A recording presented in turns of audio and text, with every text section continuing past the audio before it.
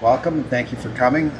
First of all, when we announced this event a year ago in January, we got a great reception in between periods, and I could tell how meaningful it was going to be to this community, and it has really been meaningful. You can see the impact it's had. Rockford, proximity to Chicago, they don't get a lot of these events, and for us to bring this event here was very meaningful, and it's been a terrific event. The energy, we're going to have a sellout tonight. The crowd, the players always deliver, and the crowd helps them deliver. So really, really excited and pleased with the event being here in Rockford. The only thing I want to say is, as you all probably know, we did a collective bargaining agreement with the players, 5-year agreement retroactive to September 1st. The negotiation was hard and tough, very respectful, and I was really pleased with how the negotiations went in terms of demeanor, treating each other with respect, listening to each other. Obviously have our disagreements and how we want to proceed, but we did get to a good result, and I look forward to working with Brian and his group and just continuing to grow our league. So happy to take any questions you have. How important was it for the league to bring the All-Star game back to a Midwest city? Yeah, it was really important. We haven't been here in 20 years, over 20 years, and we've got a lot of teams out here. And it was, I guess that's a bit of an anomaly that it hadn't been back. So when we had this opportunity, it was really fitting. It's the Hawks' 100-year anniversary. It's our 90th season. Lots to be celebratory about. What is it about Rockford, though, specifically, that you guys thought was the best to bring it here? Well, first of all, they've done a terrific job on this arena. The arena's just, I was sitting with Dave Andrews last night in the suite, and he hasn't seen the arena since 4 or 5 years ago. He said, I can't believe how nice this is here. The way that Ryan and Mark the Blackhawks assumed ownership in July of 2021, and the way they've run this franchise and turned it around, and the attendance is strong. There were just so many positives to bringing it here. What have you made of the energy from the crowd? Have you noticed that?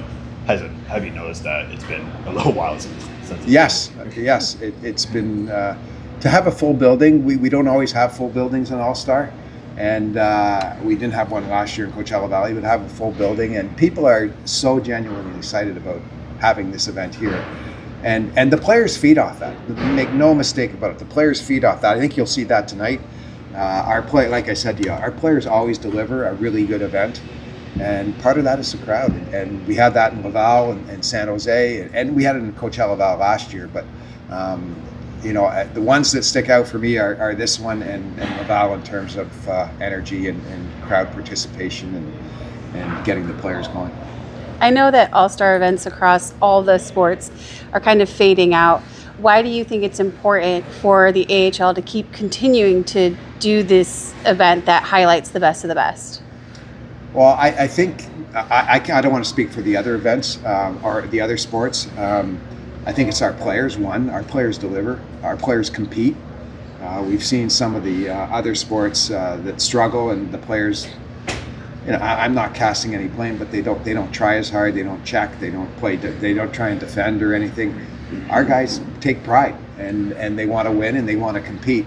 I think it brings all our league together. I think it's a really important event in terms of bringing some of our main stakeholders together, and it's really important for the communities that host it. We're looking forward to Cleveland next year. It's going to be a terrific event again too. The way the Monsters operate their franchise. And it'll be. I can guarantee it's going to be first class.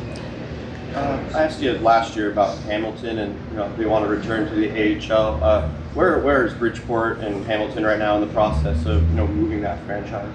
Yeah, I only deal in certainties, and I have no request from the New York Islanders, who own the franchise, to move the franchise. So until that happens, we're in Bridgeport. What hurdles would be in place to make that happen? Is it as simple as New York reaching out to you, or? New York would have to file a formal application, and they have until the spring meeting in May to do that. I don't want to specifically say New York. Any team can or ask permission to transfer their location of a franchise by the spring meeting, which is usually the first or second week in May, and then it has to go to the board, and the board would say yes or no. That would be a 3/4 vote. 24 or 32 teams would have to say yes. It seemed like a lot of the players, especially the goalies, wanted to kind of do the hardest shot competition. Do you see any changes with the event or any of the skills comp for next year's All-Star game? We had very good discussions about that this year. We think it's at times unfair to the goalies, and we certainly don't want the goalies to get hurt. So one of the things we talked about is how can we, because we have the warm-up and then it's an hour before the goalies take part in really a skills, and now they're moving back and forth and across. So Stephen talked to, or we met as a group, and Stephen came up with a solution to make sure they can get warm, and I think they did that last night, and we got through unscathed. The CBA, what hurdles or what were some issues that you and Brian had to sort through, and what if anything is going to be different now in the newly signed CBA? Yeah, I think the player NIL rights is different. We had a meeting with that on our teams today because there's a lot of education to go on. We all know what NIL rights have done in the last 10 years, especially here in the States. And so the licensing, the group licensing and the marketing of the players and the player usage is something that we had to get through. And that took, that was the last piece, and that took 8 weeks to get through. So that was a push and pull. The other things were pretty normal. It was, we had to increase the players' playoff share. We'd been at the same amount for, a couple of years, and with small increases the years before that. Per diem went up, and just some normal things. The players now asked for 2 veterans on the road to get their own room. So that was something important. The other important thing, I guess, besides all the monetary things, one of the important things to the players was the veteran rule, and the veteran rule is going to change next year. We're still the development league. We're still going to have 12 players on the ice under 260 games, but we had this one exempt. Then there's 6 skaters that are over 260, but one of those 6 skaters had to be between 260 and 320. So that 320 limit is now gone. So you could have 6 skaters that have 800 games if you want. So that was really important to the players, that piece of it, and we talked to our clubs. I talked to NHL general managers. I talked to NHL assistant general managers. How do you feel about this change? And everybody was okay with it. Watching the skills competition yesterday, what excites you about the talent that you saw on the ice? The youth. The youth is remarkable in this league. I mean, your players, 19 years old, or maybe 20 now. There's 3 or 4 or 5 or 6 19 or 20-year-olds, so skilled, so fast. Primarily that's what we're about, right? We're about those young players having a place to play and being able to develop, and that's what's exciting to me. I love the skills. The 2 events that stick out for me are hardest shot and skating, and because they're sort of I guess the highest profile events, and you never know what you're going to see. 4 years ago we saw Martin Firk break the all-time record. So. And specifically about Matt Fay, watching him last night, what are your hopes, or where do you kind of see him developing at this level? That's not something for me to answer. I don't think. I think he's an exciting young prospect. What I'm pleased about is we have the right environment for him in our league to develop, and when Calgary sees fit and when he's ready, he's going to go up. And there's a number of players like that in our league, and we just have to make sure we keep providing the right environment so they can play and compete and learn. And I think we do a good job of that. I want to go back to the CBA negotiations. Obviously, it was your first, as the president of the league, and also Brian Ramsey's first. How important is that you guys, because I know Larry Landon and Dave Andrews have built such a long relationship over the years. How important is it for you and Brian to really develop a strong working relationship here? Yeah, we talked about that from the outset, and I think that's part of why our negotiations stayed so respectful. We have to live together. Whether we aren't always going to agree, and we certainly didn't agree in the negotiations on a lot of things, but we're going to have to live together, and it does no good to fight with each other every day. And we have to be able to trust each other that if something's really, really important, we can go to each other and get it settled. And I think I have that relationship right now. That's what I believe anyways. I want to ask you about the 23 team playoff. Is that something that is already going to be in effect for next season, or is that something that has to be voted on again by the Board of Governors for future years? That stays until the Board of Governors votes it out, and there's no sentiment or inclination to vote it out. Everybody's really pleased with how the playoffs work. You signed your extension a little ways back. When you look out, a little bit onto the horizon, what are some objectives or goals that you would like to see you'd be able to get to? Well, continued stability. I think we're really stable now. We've got great ownership. We've got stable ownership, and that's really important in any league, because if you have instability at the ownership at the top level, then it's going to wreak havoc on your league. So continue that. Continue to make sure that we're serving the NHL and their development needs, and then just continue to grow our business. Our business is we came out of COVID hot, like a lot of sports, and we grew significantly for the first 2 or 3 years. Now we're on sort of a normal, steady growth rate, and I want to see that continue. You had the outdoor game this year. Has any teams expressed interest, to host a future outdoor game next year or in the years beyond? They have, yes, yeah.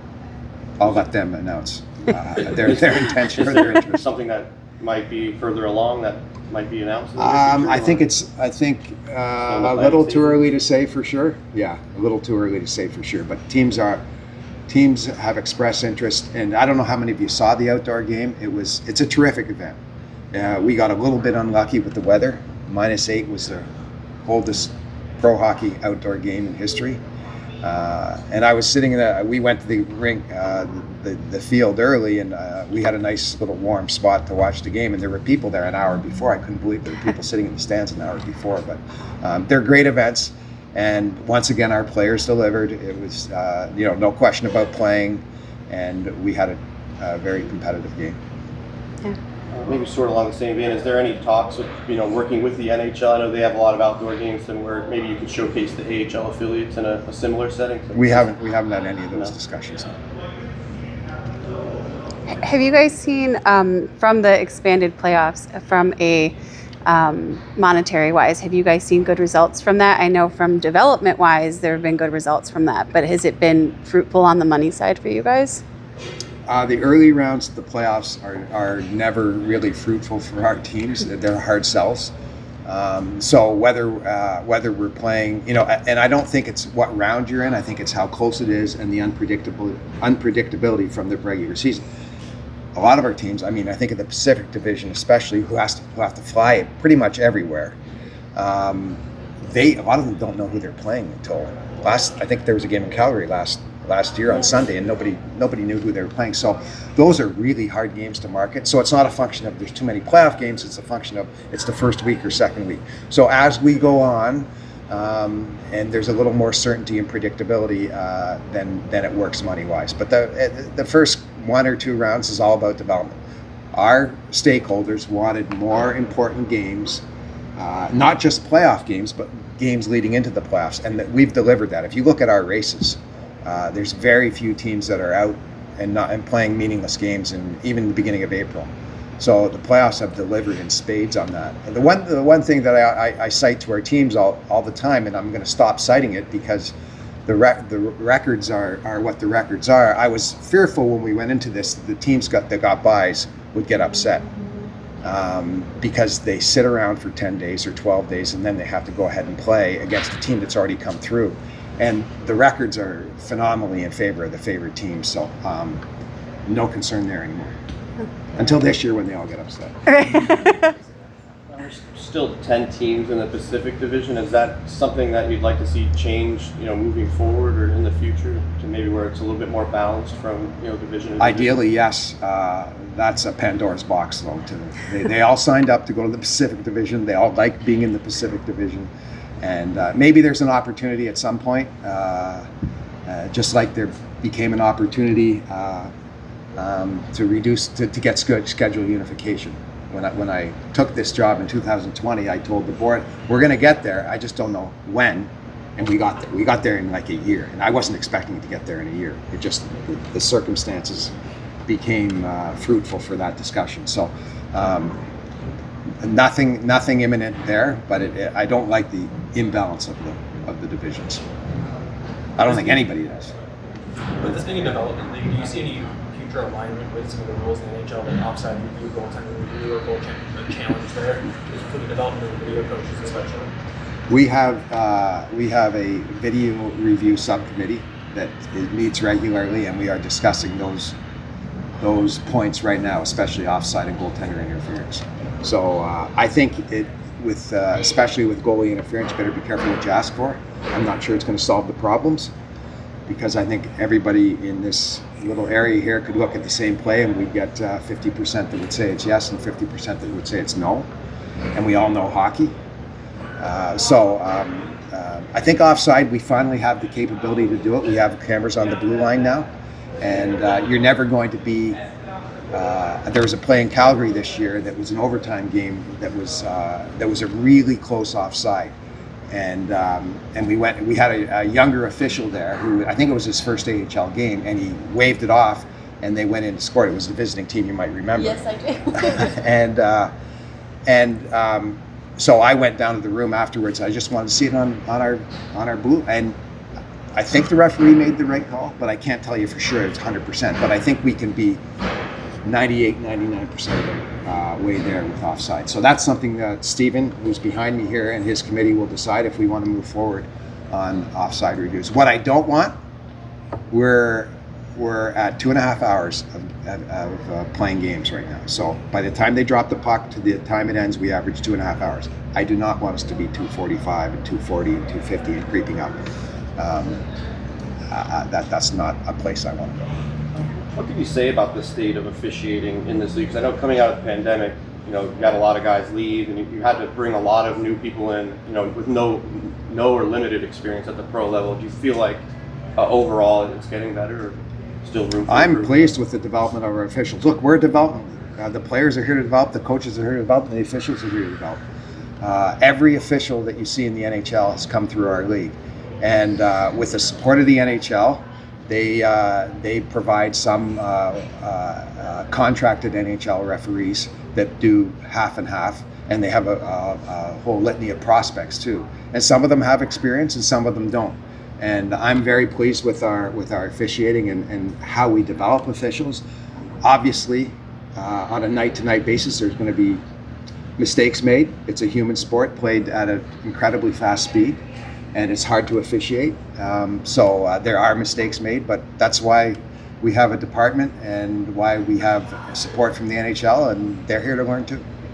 Business-wise, marketing-wise, there's so much competition out there for the entertainment dollar, and just even getting people to leave their homes sometimes.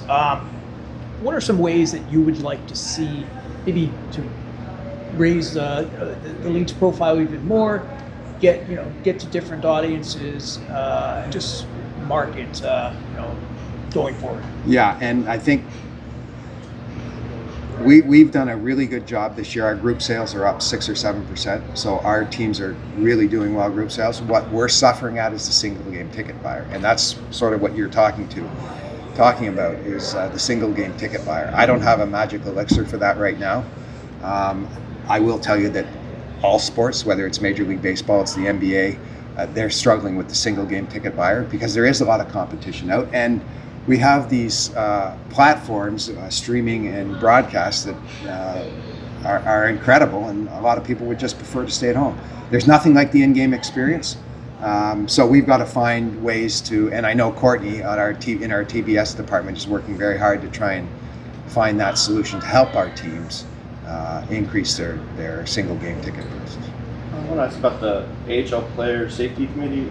I guess with the new CBA, is there going to be some changes to the process of how suspensions are doled out, or how players can appeal, or is there any changes with that? There's no change to the process. There is a change to the appeal. Previously in our league, the player could only appeal if the club wanted him to appeal. And now there's 2 separate appeal rights for a player. The player can appeal on a certain threshold of games, or the club can appeal, or the player can appeal, and through the PHPA. So the PHPA, that was one of the things that they fought hard for. They didn't want to have to, justifiably so, they don't want to have to rely on the club to make the appeal on behalf of the player. Club can still do it. So in simple terms for you, it's anything over 3 games. The player can appeal through the PHPA. So today there was a community event, and it was nice to see more than just Rockford Ice Hogs players there. Is that something that you guys have thought about maybe expanding throughout the All-Star event, like maybe having different groups of players at different parts of the city? We would love to. It's a function of two things. It's time. The players don't have a lot of time in this event, and it's even more compressed when we typically do it on a Monday after playing on Saturday night, which is the ideal time frame for us. So there's a time element, and then there's also the players have to, be able to want to do it. I would love to expand it. I would love to be in more places, and I think the players get a lot out of it when they do it.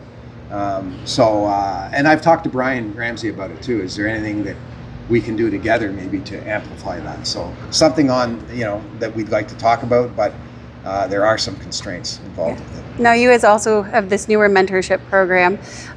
Why do you think it's important to invest into hockey like that? Well, it's just, not only is it the right thing to do, to open up our game to as many people as we can. Like I sat with those, we sat in the coaches' room yesterday with the four mentorship coaches and our four coaches and myself, and Patrick Sharp was down there. And the discussion was incredible, and I could just see that they were lapping it up and asking great questions and learning, and it's important that we provide opportunities for people to learn.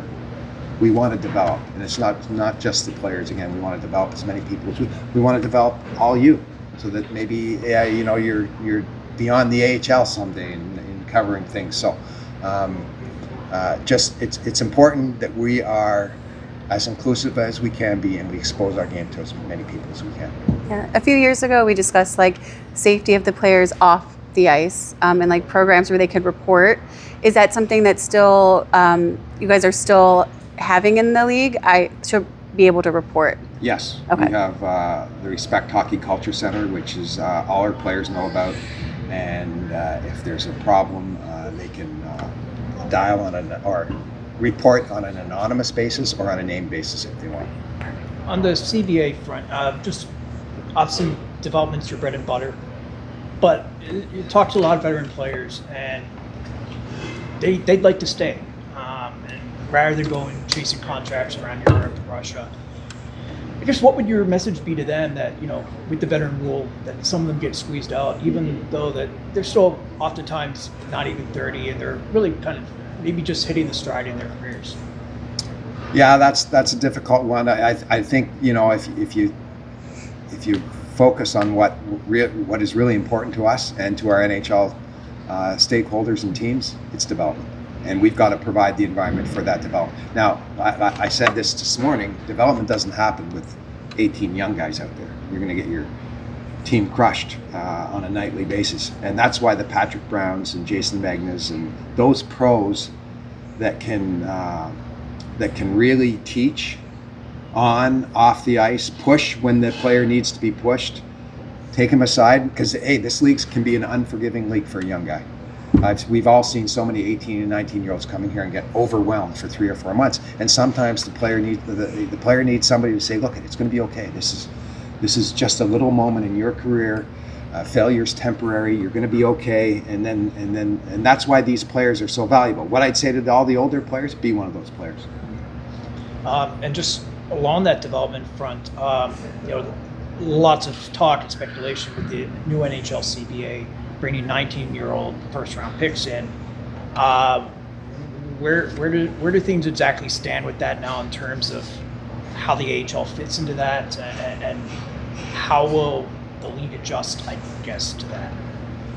Well, that's really an NHL-CHL issue, and the NHL, from what I understand, is in discussions with the CHL about what that's going to look like. We saw some of our 19-year-olds come in from junior during COVID, and I think it was a success, and a lot of our NHL teams want those players on a limited basis to be in the AHL. Some are just too good for junior, and some aren't ready for the NHL.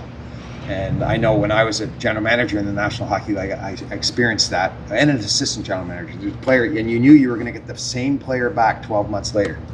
He wasn't going to have developed because he wasn't going to be pushed. And so to have this option, I'm really excited about. I'm excited about it for our league, and I'm excited about it for our NHL teams. But I don't have any more information. I talk to Bill Daly about it regularly, but there's nothing certainty right now.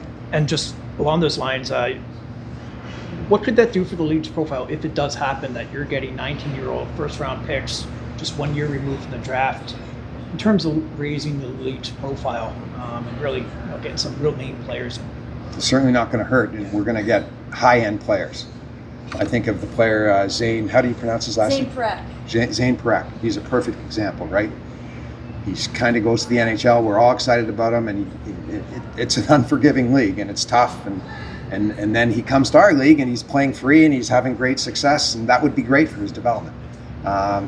So I think having those players in our league will be a huge bonus, and I think it's going to be a bonus for the player, because maybe a player like Zane would have spent 3 months in our league and he'd be a full-time NHL player now. We don't know. Development is not a linear curve. Now, you started during a crazy time for hockey with COVID. Looking back on it, how do you think that prepared you to kind of full go into running this league? Well, I think, we were living day by day. Every one of us was living day by day. We didn't know what the next week was going to hold for any of us. And that's how that's sort of how I approached it. I was supposed to go, I got the job. I was supposed to start in May 1st. Dave was supposed to mentor me for 2 months, and I was going to take over in July 1. Well, I didn't get to Springfield till October. And Dave was long gone by then. So, I think it was just a challenge that makes you grow and makes you better, and we all got through it together. I was so proud of our league to get through that, to get our players on the ice. Major League Baseball lost a whole season, and the players in the minor leagues lost a whole season of not developing. We got our players on the ice, and I was so proud of that. And we got our players on the ice, quite frankly, because the NHL decided that they wanted their players to play, and we were there to provide the right environment. Time for probably one or two more, if any, Scott. You were talking about the importance of developing players needing a good environment. What sorts of things do you see here in Rockford, in the Rockford market, that help in that way? Well, there's a lot of attention on the team here. I think that's really important. I think players, to thrive in the NHL, have to get used to that attention. You've heard me say, it's an unforgiving league, and it's a relentless league. It comes at you fast. And to go through, to be in a market like this where there's lots of attention on you, it's an hour away from Chicago. And don't think that the Chicago Blackhawks media isn't paying attention to what's going on down here, especially with the cycle they were in for the last 3 or 4 years. This became really important to them. So, there's pros and cons with every market. I think being in a smaller market like this, you just get more attention and you get more accountability. Just, with the Olympic break, you're getting a chance to be on NHL Network, XM Radio, you're on Flow Hockey all the time. Where do you see the landscape right now for the league's different media platforms and where you're trying to go with that? Well, we get on Chris does a great job. We get on the NHL Network as much as we can. We haven't found the Canadian television audience quite yet, except maybe at the end, if there's a Canadian team playing, maybe they get a little more interested. But Flow Hockey's been a big win for us. The amount that they invest in us and where our numbers are going in terms of subscriptions and viewership has been a big benefit to our league. More? Thank you.